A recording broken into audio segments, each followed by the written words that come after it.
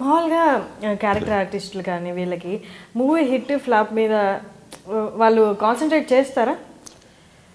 వాళ్ళ ప్రభావం అంటే వాళ్ళ మీద ప్రభావం ఎలా ఉంటుంది హిట్ ఫ్లాప్ అనేది? ఓవరాల్ సినిమా బాగుండాలండి, అంతే అంతే. వీళ్ళ ఛాన్స్లు అనేది నెక్స్ట్ మూవీకి డిపెండ్ అయి ఉంటుందా? ఉంటాయి. భలే చేశాడంటే ఉంటుంది, ఆ క్యారెక్టర్ బాగా చేశాడనంటే ఉంటుంది. అదేం ఆ తేడా అట్లా ఏం లేదు. అంటే ఒక సినిమా ఆడినా ఆడకపోయినా ఆర్టిస్ట్ బ్రహ్మాండంగా చేస్తే వాడికి వచ్చే అవకాశం వాడికి ఉంటుంది. వాడి టాలెంటు, వాడి హార్స్ పవరు, ఆర్ట్ పవరు లెక్కలేస్తారు. చాలా బాగా చేశాడంట. సినిమా ఎందుకు అంటారు, అవన్నీ ఉంటాయి. ఇప్పుడు వస్తున్న సినిమాలు అన్నీ చూస్తూ ఉంటారా? అప్పుడప్పుడు ఇప్పుడు చూసిన సినిమాలు కానీ డైరెక్టర్ కానీ ఎవరైనా బాగా నచ్చిన అతను బాగా తీసాడే అనుకున్నది ఏమైనా సిచ్యువేషన్ ఉందా? ఈ మధ్య చూసిన సినిమాలు, నాని సినిమాలు బాగున్నాయి, కొన్ని చాలా బాగున్నాయి. దీనికి రీజన్ ఏమంటానంటే హీరో మన ఇంట్లో మనిషిలా ఉండటం, న్యాచురాలిటీ అగైన్ అప్పటిది. ఎప్పుడైతే ఆ క్యారెక్టర్లు మనకు దగ్గర అవుతున్నాయో మనం ఆ సినిమాలని లైక్ చేస్తాము. అంటే మనలో కలిసిపోయిన క్యారెక్టర్ లాగా ఉంటాయో అప్పుడు ఆ సినిమాలు హిట్కి ఇదనమాట. ఉండాలి న్యాచురల్ వే ఉంటేనే. క్యారెక్టర్ మనతో కలిసి లేకపోతే క్యారెక్టర్లు కూడా మనం చెప్పుకోం, బాగా చెప్పుకోం. ఉన్నాయి, బాగానే ఉన్నాయి అంటున్నాం. అంటే అనాలిసిస్ చేసేంత వాళ్ళమనే కాదు, ప్రతి ఒక్కళ్ళలోనూ అనాలిసిస్ చేసేవాళ్ళు ఉన్నారు. ఇప్పుడున్న డైరెక్టర్స్లో మీకు ఎవరైనా నచ్చిన వాళ్ళు?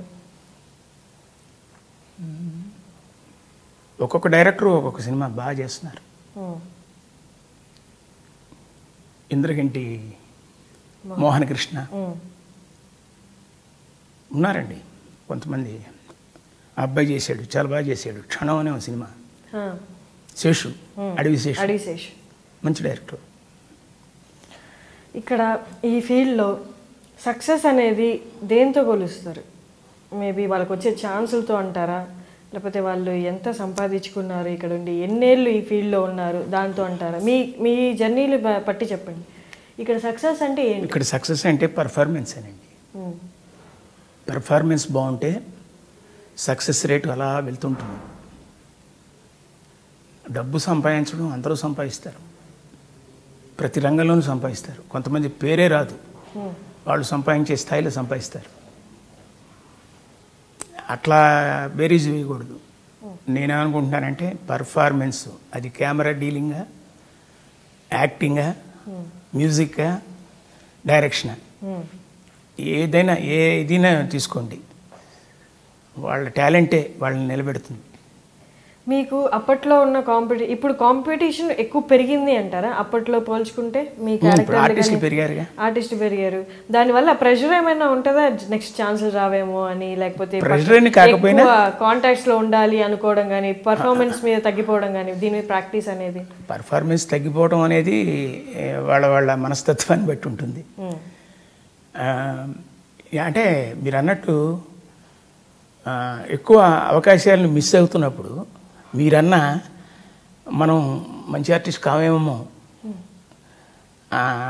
అప్ టు డేట్ లేదేమో, మనం అప్ టు డేట్ లేకపోవడం వల్లే కొంచెం వెనకబడ్డామేమో అనే భావం కొంతమందికి ఉంటుంది. సో దాన్ని యాక్సెప్ట్ చేయాలి కూడా. దాన్ని దాటి మనం న్యాచురల్గా ఉండి క్యారెక్టర్ వస్తున్నప్పుడు ఎప్పుడు వస్తే అప్పుడు వస్తుంది. దాన్ని పండించడం చేసామనుకోండి, మనం కూడా రెగ్యులరైజ్ అవుతాం. అలాంటి భావం మనకు ఉంటే. హాయ్, నేను హర్షిని గారు కలిసి ఇంటర్వ్యూ చేసుకున్నాం. ఎన్నో విషయాలు మీతో ముచ్చటించుకోవడానికి ఆవిడ చాలా బాగా అడిగారు. మీ రెస్పాన్స్ని కూడా మేము వినాలి, చూడాలి అంటే త్వరలో రాబోతోంది. విని ఆనందించండి, విని సంతోషించండి.